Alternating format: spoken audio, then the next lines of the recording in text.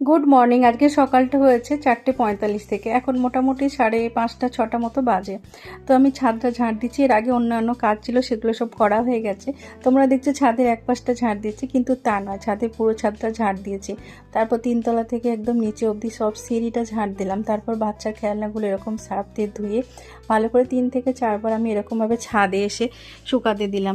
বারবার করে খেলনাগুলো নোংরা হয়ে যায়, আর ওই হাতে বারবার করে খায়, মুখে হাত দেয়, সে কারণে খেলনাগুলোকে আমাকে ধুতে হয় মাঝে মধ্যে। এরকম অনেকবার আমি নিচ থেকে একদম গ্রাউন্ড ফ্লোর থেকে 3তলায় গিয়ে শুকাতে দিলাম।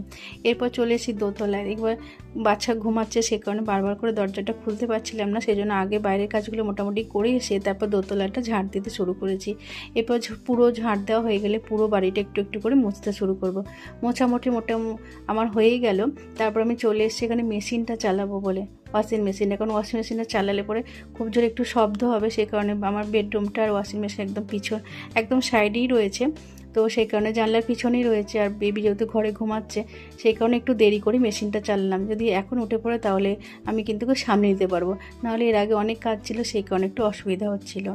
ওয়াশিং মেশিনে কিছু জামা কাপড় দিয়ে দিলাম। তো আর আগের দিন একটু বৃষ্টি হয়েছিল, সেই কারণে অনেক ভিজে জামা কাপড় রয়েছে, সেগুলোকে আমি হাতে কাচতে হবে, সেগুলোকে সার্ফ দিয়ে ভিজিয়ে দিয়েছি। এরপর চলে এসেছি রান্নাঘরে।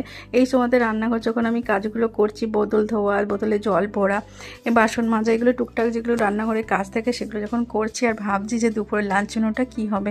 মোটামুটি সেট করে নিয়েছি আর দুপুরে লাঞ্চ মেনু কী হবে এবং ব্রেকফাস্টে কী হবে। সঞ্জীবকে আমি বলেছিলাম যে আগের দিন রাত্রে যে একটু মাছের তেল নিয়ে আসবে, কিন্তু সে ধরে আনতে বলে বেঁধে আনে, সেই একটা ব্যাপার। তো একবারে মাছ নিয়ে চলে এসছে। আমি বলেছিলাম যে আজকে ফ্রিজের মধ্যে ওভার একদম বরফ হয়ে গেছে, সেগুলোকে আমি পুশ করব, সেই কারণে আজকে মাছ নিয়ে এসো না। কিন্তু ও কি বুঝলো জানি না, এত মাছ নিয়ে চলে এসছে তাড়াতাড়ি সময়তে। যাই হোক, মাছগুলোকে ধুয়ে নুন হলুদ মাখিয়ে এবার স্টোর করতে হবে। তো এক এক করে মাছগুলো ধুতে থাকছি। আর সকালবেলা ঘুম থেকে উঠে একটু তাড়াতাড়ি ঘুম থেকে উঠে যদি কাজগুলো গুছিয়ে করো, অনেক কাজ হয়ে যাবে।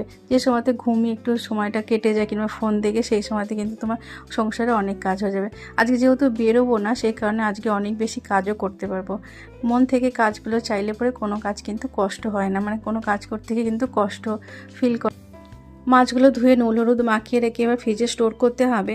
এরপর এক এক করে কাজগুলো রয়েছে। এবার আমি স্নান করতে যাব, মাছগুলো ধোয়া হয়ে গেলে স্নান করে আসবো, তারপরে এসে সবজি কাটবো ব্রেকফাস্টের জন্য এবং লাঞ্চের জন্য। এবার সমস্ত রেডি করতে শুরু করব। বাচ্চা ঘুমতে করবে, তাকে খাওয়ানো, অনেক কাজ রয়েছে সারাদিন, টুকিটাকি অনেক কাজ থাকে।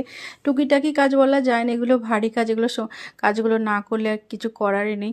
তো চলো এইভাবে কাজগুলো আমি গুছিয়ে করি, আবার আসছি নতুন ব্লগে। ভালো লাগলে অবশ্যই পাশে